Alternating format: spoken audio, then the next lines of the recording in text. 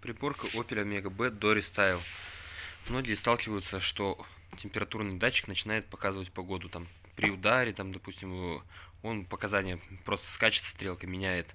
Ну, в основном показывает в меньшую сторону. Лечится это очень просто.